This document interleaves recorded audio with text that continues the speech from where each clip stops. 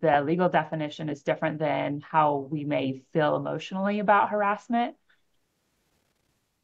You're exactly right. There is a legal definition of harassment, what the court will step in and intervene when certain things are taking place within a workplace.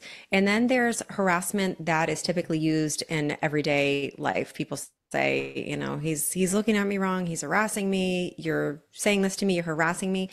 It might not necessarily rise to the level of legal harassment, but I will say this. Typically, when someone is making those types of allegations, either they're not being treated fairly, they feel harassed, they feel singled out, they feel like somebody might be talking to them in a way that is not respectful, even though those things do not necessarily rise to the level of legal harassment that a court would step in and intervene on. Just as a best practice for employers, I would take that seriously and look into it, kind of investigate what's going on, why it's happening. Is somebody, is there a toxic employee issue that needs to be addressed?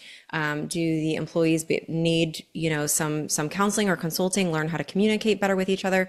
Because when that happens, based upon my experience, even though it's not quote unquote illegal, it typically doesn't head to a good place. It typically results in unhappy, disgruntled employees, and unhappy, disgruntled employees more oftentimes than not do end up filing some sort of claim or lawsuit against the company. So it's better to address those at the forefront and kind of get those dealt with rather than let them fester and continue.